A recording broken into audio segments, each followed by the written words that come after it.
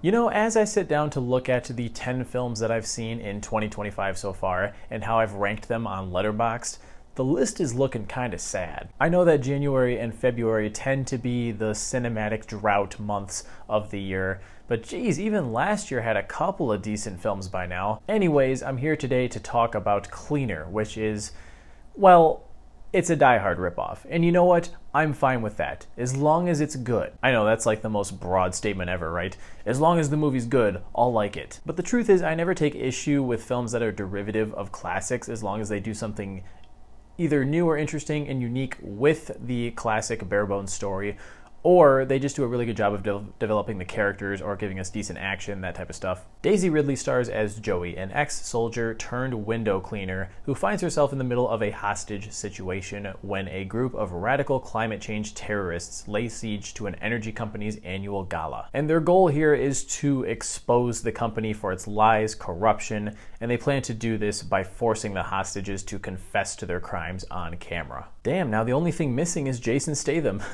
I can see it now. If he was leading this movie, there would be a rich backstory about how he was once a member of an operative unit known as the Cleaners.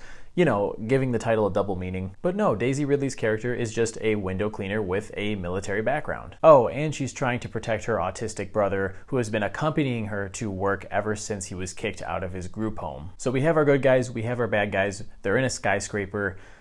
What does this movie do with the formula? Does it do any of the things that, like I said, can take a derivative story and elevate it? Not really. The best thing I can say about Cleaner is that it is superficially entertaining at points. Like, if you want to watch Daisy Ridley dangling from ropes and cables, that's how we spend a majority of this movie. She's trying to find a way into the building because she's trapped on the outside, wiping windows down when all of this goes down. Personally, I have nothing against Ridley, but I don't exactly buy her as this action hero type character. I just think that there are so many other actresses out there who would embody that role better. Again, not that I think she's bad. She's just very miscast in like every movie that she's done since Star Wars. Speaking of which, she kind of fell off the face of the earth. This is the kind of actress you would expect to be stepping up into more mainstream film roles. But in reality, I'm struggling to think of what films she was in after The Rise of Skywalker. Oh yeah, The Marsh King's Daughter, yikes. Chaos Walking, double yikes. The Bubble, oh, that was shit. I think the best performance and the best character in this movie is the one played by Clive Owen. His name is Marcus. He's the ringleader of the bad guys, and I found his motive to actually be pretty interesting. He's not just walking into this building guns blazing. He actually has a pretty intricate, complex plan that makes sense. You can understand why he's trying to do what he's trying to do, even if he's going about it by the wrong means, which makes it all the more frustrating that about a half hour into the movie, he gets pushed to the background in favor of focusing on his dumb, annoying henchmen who are just bad guys walking around with AK-47s with no interesting qualities. And despite being billed as an action movie, there's actually very little action in this until the last 20 minutes or so.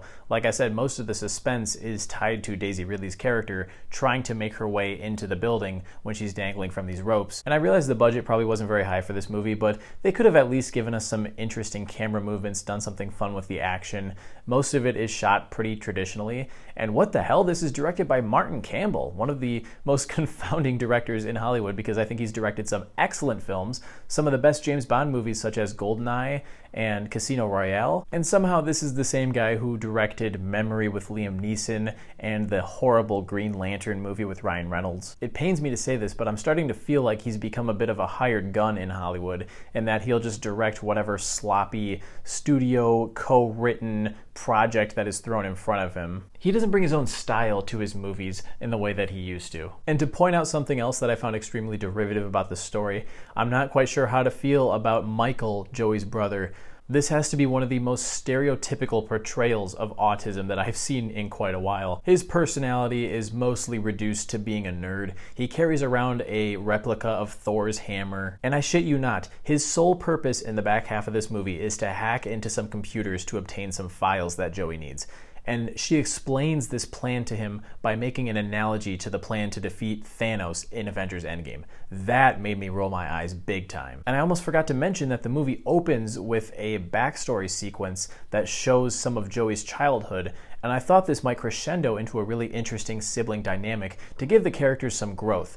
But the ending is extremely anticlimactic and doesn't do anything with the dynamic that they were building throughout the movie. Now, is this the worst thing ever made? Of course not. I feel like a lot of people could actually watch this and be like, it's fine, shrug your shoulders, forget about it an hour after you see it and move on. But I've come to expect more than just mediocrity.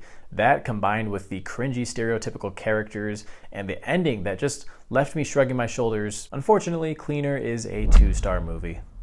Add another one to the list. Out of the 10 movies that I've seen this year so far, I think I've only given a positive score to 2 of them. I'm really starting to appreciate Companion more than I did when I first saw it. In fact, I rewatched that movie and actually bumped it up a half a star. Here's to hoping we'll be on the upswing in the next couple of weeks. So those are my thoughts on Cleaner. Be sure to let me know if you do see the film, what you thought of it down in the comments. Hit that like button as well as subscribe while you're at it. If you want to see more content like this, I'll catch you guys in the next one. See you later.